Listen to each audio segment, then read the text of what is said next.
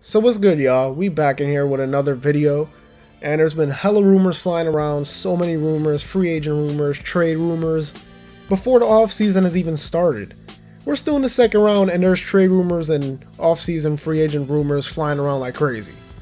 One of them being Jalen Brunson being a target for many teams, and one of those teams being my New York Knicks. And I'm here to say, I don't like it. I don't want it to happen. And here's why. There's no discredit to Jalen Brunson at all. I think he's a good player. And I've been saying for the past few times we've talked about him that maybe in a different situation, he'd be a better player. Because playing with Luka, you don't get that same, your usage percentage is down. You don't get the ball as much. We don't really get to see what you can do at a full length because you don't have the ball in your hands that much. But I'm not going to sit here and say I want him on my team like that. And here's why. Because look at this. If you're a Knicks fan, and if you saw what was going on with this team, even if you're an NBA fan and you're just on the outside looking in and you were peeping what was going on all season, you know that the young players on the roster never got their fair chance. You know it. And they got their chance when the season was almost over. And I saw a lot from the young core down the stretch. Obviously with RJ Barrett doing what he did in the second half of the season, Obi Toppin showing me what he can do in the last 2-3 weeks of the season, and Emmanuel Quickly showing me what he can do in the second half of the season.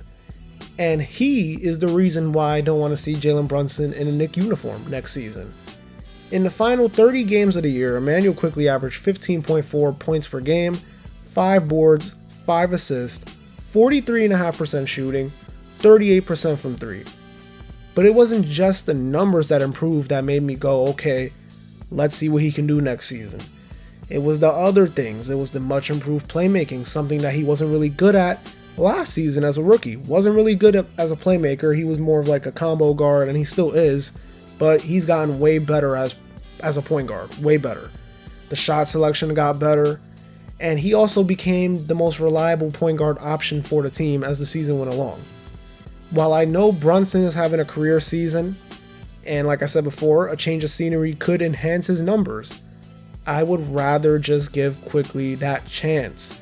Give him a shot. Give him a shot to be the starting point guard of the team, and I'd go with homegrown and young over a free agent signing.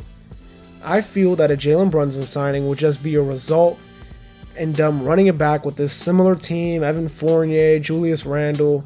And I don't want that. I just want the Knicks to grow their young players and develop for once instead of trying to get instant gratification for fan purposes and bringing in these guys just because they're quote-unquote big names on the market. We've tried that already.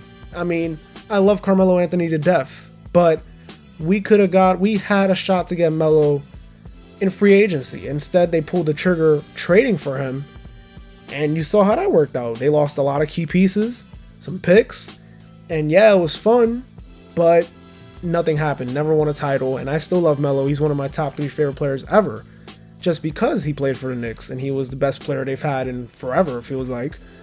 But that's an example. That's a big example of instant gratification and what it can lead to for a long-term future of a team. The Knicks have been trying this, and the most recent example is last season, after they made the 4th seed. They try to build off of it. I get it. You had to because you needed to try to build off of what they did. But Evan Fournier, Kemba Walker, you saw what happened. It didn't work. And now we're kind of set back a year because it didn't work. I feel like you got to give Quickly a shot. I know Brunson's only 25. He's still young. He hasn't even hit his prime yet. But what's the difference in stats between him and the stats Emmanuel Quickly would get if he got actual significant minutes and a longer leash to work through struggles?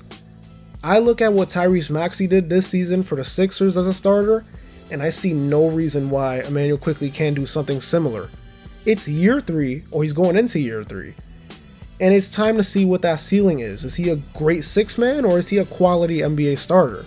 We haven't seen it because Tom Thibodeau's so stubborn, he only likes playing him about 22 minutes a night. But we need to see him play more. It's time.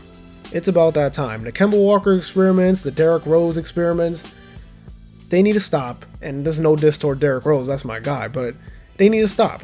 You know, we need to see what this young core can do with quality minutes, quality playing time. And also, I love the connection he has with Obi Toppin on the floor as well. That's something that you don't get on teams sometimes.